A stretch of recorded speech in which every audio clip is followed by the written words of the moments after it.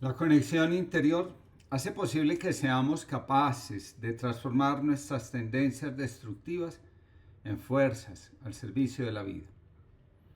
Queridos amigos, muy buenos días. Comparto con ustedes la reflexión del día de hoy titulada Acoger la esperanza. Estamos en el umbral del misterio pascual.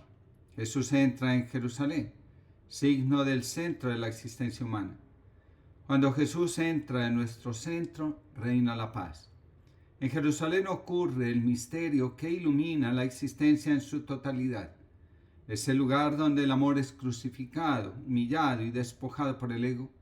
Y cuando todos damos por sentados que el ego es el que domina la vida, el amor resurge de sus cenizas y nos muestra que continúa vivo, despojado de todo y puesto al servicio de la vida plena y abundante.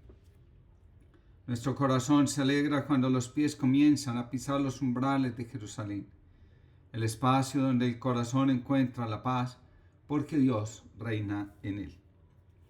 En el inicio de la Pascua nos vemos frente a una de las grandes paradojas de la vida humana. Los mismos labios que aclaman a Jesús como el Señor y centro de nuestra existencia, también están dispuestos a la condena, a la mentira, a la blasfemia. Existe una enorme contradicción entre lo que deseamos acoger y lo que acogemos realmente. El ego, cuando ve sus proyecciones y expectativas frustradas, no duda en reaccionar traicionera y violentamente. San Pablo en la carta a los Filipenses nos dice: fíjense en los que andan según el modelo que tienen entre ustedes, porque, como les decía muchas veces, y ahora lo repito con lágrimas en los ojos, hay muchos que andan como enemigos de la cruz de Cristo. Su paradero es la perdición, su Dios, el vientre, su gloria, sus vergüenzas. Solo aspiran a cosas terrenas. El Padre prometió al pueblo que andaba desconsolado del surgimiento de un hombre que toma el sufrimiento y la desesperanza sobre sus hombros y la redime. El profeta Isaías nos dice que quien obra de este modo se convierte en el siervo de Yahvé. El sufrimiento y la desesperanza no existen para definirnos, sino para ayudarnos a transformar lo estéril en tierra fecunda, lo que está seco en manantial de agua viva. Sirve a Dios, quien ante el sufrimiento se mantiene firme, íntegro y al servicio del amor. En cambio, se aleja de Dios, quien ante el sufrimiento se hunde en su narcisismo y convierte la existencia en una eterna pregunta: ¿por qué a mí me suceden estas cosas? Cuando Jesús entra en Jerusalén, lo hace como el príncipe de la paz, como aquel que está dispuesto, en medio de las contradicciones y la fragilidad, a dar testimonio de la confianza en aquel que sabemos que siempre nos ama, acompaña y sostiene en todo momento, sobre todo cuando parece que el fracaso es inminente. El ser inferior rechaza la cruz porque la percibe como fracaso. Para el ser inferior, la entrega, como la vive y realiza Jesús, representa una pérdida de control, una debilidad, una señal clara de vulnerabilidad. El ego no admite que se entregue el poder, que no se luche por conservarlo y de manera especial que no se demuestre nuestra verdadera condición. Cuando el ser inferior está frente a la cruz, comienza a buscar la máscara que mejor lo proteja. De ahí que en ocasiones se muestre autosuficiente, busque la aprobación o adopte una falsa espiritualidad. El ser inferior se manifiesta en Pedro prometiendo una lealtad que ante la presión se rompe. En Judas, el ser inferior traiciona porque no se cumplen las propias expectativas. Un día, un hombre que había dejado todo para dedicarse a la búsqueda de la iluminación se encontró con Krishnamurti. El hombre le contó a Krishnamurti que lo había abandonado todo: familia, amigos, posesiones, con el único propósito de encontrar la liberación. Krishnamurti lo escuchó con atención y luego le preguntó directamente: ¿ha dejado también la idea de alcanzar la iluminación? El hombre se quedó en silencio, sorprendido por la pregunta.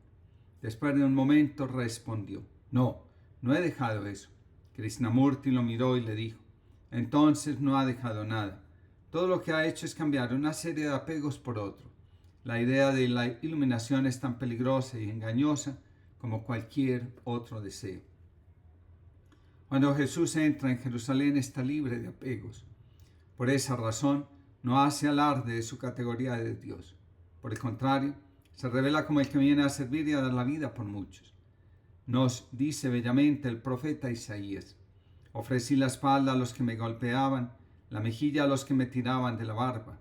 No aparté mi rostro de los insultos y salivazos, pero el Señor me ayuda. Por eso no quedaré confundido. Por eso endurecí mi rostro como roca y sé que no quedaré avergonzado. San Pablo nos recuerda que el camino hacia Dios pasa por el desapego, por la disposición a servir antes que dedicarnos a alardear. El que presume se aparta de Dios y termina unido al ego.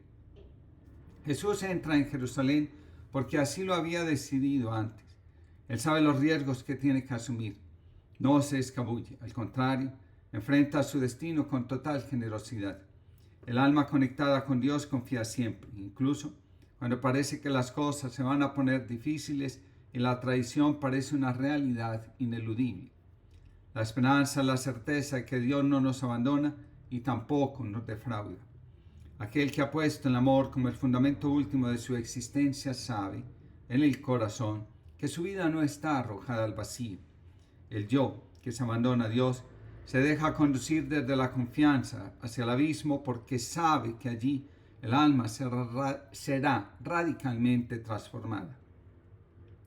Nos dice Thomas Merton: me parece que la primera responsabilidad de un hombre de fe es hacer que su fe forme parte realmente de su vida, no racionalizándola, sino viviéndola.